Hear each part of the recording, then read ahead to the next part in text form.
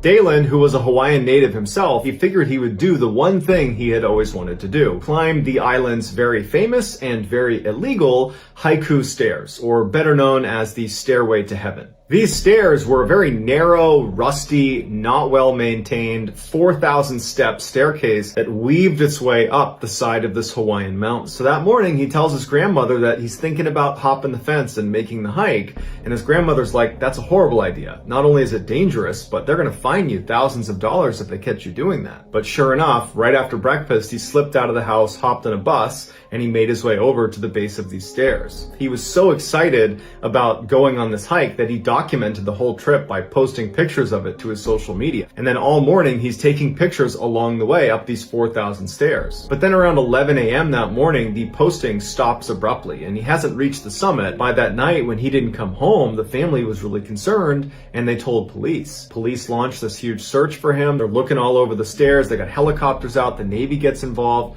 There's no sign of him. He's just vanished. When they couldn't find him after several days, they had to call the search off, and the assumption was, well, you're doing something dangerous. There's a reason this is off limits. He probably slipped at some point and fell down the mountain. That's why this is off limits. It's not safe. But when people reviewed some of his last photos that he had posted to social media, they noticed something in this picture. This shot looks like he's just taking a picture of the dense forest around the stairs. But if you look more closely, there is a man very clearly crouched down a little ways down the trail that appears to be hiding. And many people believe that that guy was following Dalen and at some point attacked him. That Dalen didn't fall off the mountain, he was abducted or killed. To this day, Dalen has never been found, and that mystery man has never been identified. Jacob's Well is broken up into 4 chambers. It's for daredevils that strap scuba gear on and dive down through Jacob's Well through a 10-foot wide shaft that leads to one of the most intricate and dangerous underwater cave systems in the world. At the bottom of the 3rd chamber is this heavy metal grate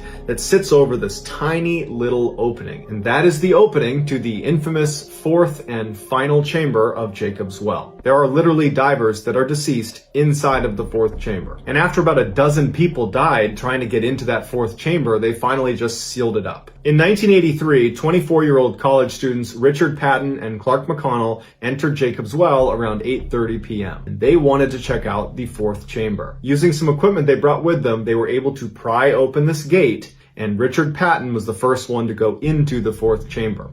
He removed his tanks and pushed them inside of this opening, and then he began headfirst to slither inside of this 4th chamber opening while Clark waited. And Clark would later say that as soon as Richard had pushed his way and had actually made it into the 4th chamber, Richard comes screaming up back out of the 4th chamber. And Clark realizes that he doesn't have a mouthpiece in. He doesn't have scuba tanks on. Richard is desperately trying to wriggle his way out on a breath hold because he's dropped his tanks, and he's reaching for Clark to help him get pulled through this hole, and he can barely get out of this hole. And as soon as he gets free, Clark takes his mouthpiece off and he jams it into Richard's mouth. And so they begin buddy breathing. One guy breathes while the other guy holds his breath, and then they reverse that back and forth, back and forth. That's not something you would do on a dive for a long period of time. It's an emergency procedure, and you need to get to the surface as soon as you can. So the pair calms down, they're buddy breathing, and they're making their way back up. They're leaving the equipment that they lost in the 4th chamber, and they're kicking their way up, and they get back into the 3rd chamber. They make their way up into the 2nd chamber. They're kicking it out,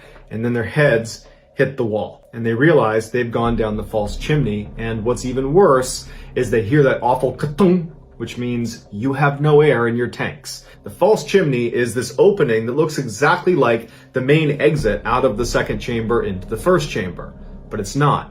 It's a dead end that loops around before you hit a wall, and you gotta go all the way back out. Clark, who had taken a full breath before this had happened, he immediately turns and starts swimming and manages to get out of the false chimney and makes it to the surface before he drowns. But Richard wasn't as lucky. His final few moments were spent in total darkness with silt kicked up all around him. He's got no air, he's got no idea where to go, and he's desperately trying to swim up, but he keeps hitting the wall of the false chimney before ultimately drowning. When recovery divers went down to retrieve his body, they found him jammed up at the very end of the false chimney.